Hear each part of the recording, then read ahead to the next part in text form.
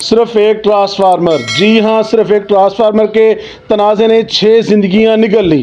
پہلے ایک باپ اور اس کے 2 جوان بیٹے قتل ہوئے، اور پھر 10 ماہ بعد بدلہ لینے کے لیے مسلح افراد سیدھا پولیس اسٹیشن کی دیوار پھلانگ کر اندر داخل ہوئے اور حوالات میں بند 3 سگے بھائیوں کو گولیوں سے چھلنی کر دیا۔ یہ حملہ صرف چند منٹ جاری رہا، لیکن اس کے بعد فیصل آباد میں ایسا طوفان اٹھا کہ آر پی او اور سی سی پی او تک اپنی نشستوں پر برقرار نہ رہ سکے۔ آخر ایک معمولی سا ٹرانسفارمر اتنی خون ریز دشمنی میں کیسے بدل گیا؟ قاتل پولیس اسٹیشن تک کیسے پہنچے؟ اور کیا 6 جانے جانے کے بعد یہ تنازع ہمیشہ کے لیے ختم ہوا، یا آج بھی دونوں برادریاں ایک دوسرے کے خون کی پیاسی ہیں؟ آئیے پوری کہانی شروع سے آخر تک سمجھتے ہیں۔ یہ کہانی شروع ہوتی ہے مارچ 2024 سے۔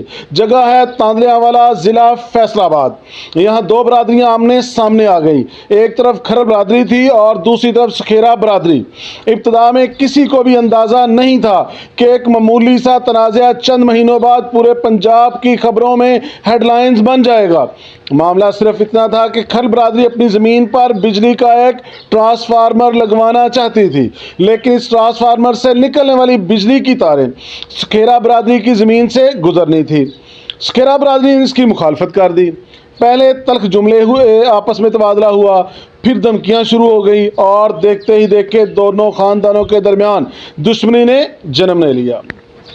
دن گزرتے گئے، لیکن نفرت کم ہونے کی بجائے آپس میں اور بڑھتی گئی، اور پھر وہ دن بھی آ گیا جب پہلی بار خون کی ندیاں بہہ گئی۔ اس دشمنی میں کھر برادری کے ایک باپ اور اس کے 2 بیٹوں کو قتل کر دیا گیا۔ پولیس نے مقدمہ درج کیا، تحقیقات شروع ہوئی، اور کچھ عرصہ بعد سکھیرا برادری کے 4 افراد عثمان، ناصر، بلال اور ان کا کزن آصف گرفتار ہو گئے۔ ان پر کھر برادری کے افراد کے قتل کا الزام تھا۔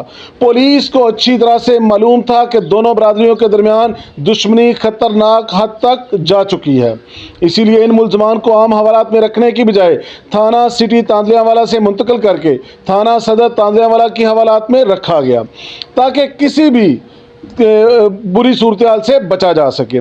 لیکن شاید پولیس بھی اندازہ نہیں لگا سکی کہ بدلہ لینے والے پولیس اسٹیشن کی دیوار پھلانگ کر اندر آنے کا منصوبہ بنا چکے ہیں۔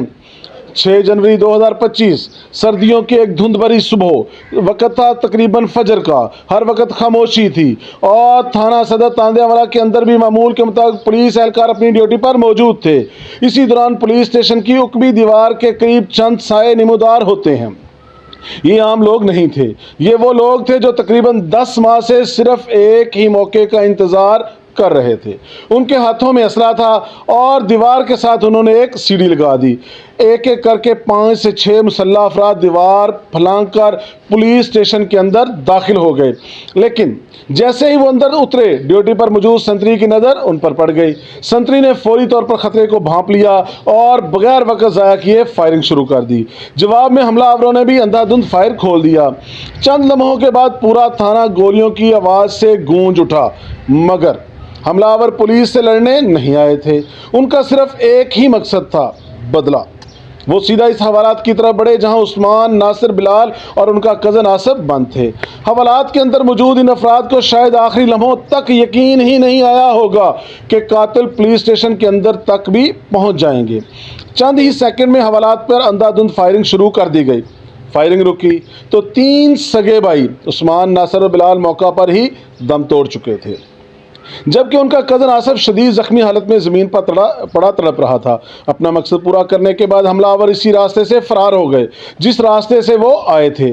صبح کی خاموشی اب چیخو پکار میں بدل چکی تھی۔ پورے علاقے میں یہ خبر جنگل کی آگ کی طرح پھیل گئی کہ پولیس اسٹیشن کے اندر گھس کر حوالات میں بند ملزمان کو قتل کر دیا گیا ہے۔ یہ کوئی عام قتل نہیں تھا، بلکہ پنجاب پولیس کی تاریخ کے واقعات میں سے ایک ایسا قتل تھا جس نے پورے نظام پر سوالیہ نشان لگا دیا۔ کچھ ہی دیر بعد سی سی پی او فیصل آباد کامران عادل، دیگر سینئر افسران اور پولیس کی بھاری نفری موقع پر پہنچ گئی۔ پولیس اسٹیشن کو گھیرے میں لے لیا گیا، شواہد اکٹھے کیے گئے، اور پھر پورے ضلع میں ہائی الرٹ بھی جاری کر دیا گیا۔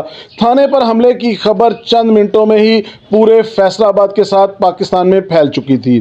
ہر طرف ایک ہی سوال تھا، آخر اتنی سخت سیکورٹی کے باوجود حملہ آور پولیس اسٹیشن کے اندر پہنچ کیسے گئے؟ پولیس نے فوری طور پر تھانے پر حملے کا مقدمہ درج کر لیا۔ یہ مقدمہ انسپکٹر محمد شفیق کی مدعیت میں نامزد ملزمان کے خلاف درج کیا گیا۔ دوسری طرف سی سی پی او فیصل آباد کامران عادل نے فرار حملہ آوروں کی گرفتاری کے لیے خصوصی ٹیموں کو تشکیل دے دیا۔ ایس ایس پی انویسٹیگیشن اور ایس پی سی آئی اے کی سربراہی میں مختلف ٹیمیں میدان میں اتار دی گئی۔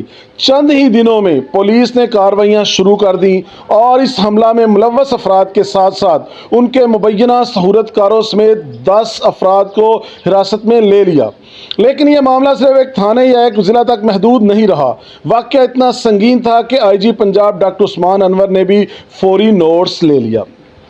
انہوں نے ایک اعلیٰ سطحی انکوائری کمیٹی تشکیل دی۔ اس کمیٹی کی سربراہی D I G intelligence special branch Faisal Ali Raja کو دی گئی، جبکہ اے آئی جی آپریشن زاہد نواز مروت اور اے آئی جی کمپلینٹ احسان اللہ چوہان بھی اس کمیٹی کا حصہ بنائے گئے۔ اب پورا پنجاب اس رپورٹ کا انتظار کر رہا تھا کہ آخر ایسی کون سی غفلت ہوئی جس کی وجہ سے مسلح افراد پولیس اسٹیشن کے اندر داخل ہونے میں کامیاب ہو گئے۔ تحقیقات مکمل ہوئیں اور پھر وہ فیصلہ آیا جس نے سب کو حیران کر دیا۔ 30 جنوری 2025 کو حکومت پنجاب نے آر پی او فیصل آباد راجہ عابد اور سی سی پی او فیصل آباد کامران عادل کو ان کے عہدوں سے ہٹا دیا۔ بعد 10 فروری 2025 کو ذیشان اصغر کو نیا آر پی او اور صاحبزادہ بلال عمر کو نیا سی سی پی او فیصل آباد تعینات کر دیا گیا۔ یہ صرف ایک انتظامی فیصلہ نہیں تھا بلکہ اس بات کا اعتراف بھی تھا کہ پولیس اسٹیشن کے اندر ہونے والا یہ حملہ معمولی واقعہ نہیں تھا۔ لیکن اب ایک سوال ابھی بھی باقی ہے، کیا صرف ایک ٹرانسفارمر کے لیے شروع ہونے والی دشمنی کا اختتام یہی ہو گیا، یا 6 جانے کے بعد بھی کسی کو کچھ حاصل نہ ہو سکا؟ اصل حقیقت یہ ہے کہ اس دشمنی نے دونوں خاندانوں سے ان کے اپنے چھین لیے۔ ایک طرف کھرل برادری نے اپنا باپ اور 2 بیٹے کھوئے اور دوسری طرف سکھیرا برادری کے 3 سگے بھائی حوالات کے اندر قتل کر دیے گئے۔ یعنی جس تنازع کی ابتدا صرف ایک ٹرانسفارمر کی تنصیب سے شروع ہوئی تھی، اس نے چند مہینوں میں دونوں خاندانوں کے گھروں کے چراغ بجھا دیے۔ اور افسوسناک بات یہ ہے کہ اتنی جانے جانے کے باوجود کوئی بھی فریق اصل معنوں میں جیت نہیں سکا۔ آخر میں آپ خود بتائیے، کیا اگر ابتدا ہی میں اس تنازع کو بات چیت، قانون یا پنچایت کے ذریعے حل کر لیا جاتا تو کیا 6 جانیں بچ سکتی تھی؟ یا پھر جب دشمنی انا میں بدل جائے تو انجام ہمیشہ ایسا ہی ہوتا ہے؟ اپنی رائے کمنٹس میں ضرور لکھیے۔ اگر آپ کو تحقیق پر مبنی ایسی حقیقی کرائم سٹوریز پسند ہیں تو چینل کو سبسکرائب کر دیں، کیونکہ یہاں پر کہانی صرف واقعہ نہیں ہوتی بلکہ اس کے پیچھے چھپی ہوئی حقیقت کو بھی بیان کیا جاتا ہے۔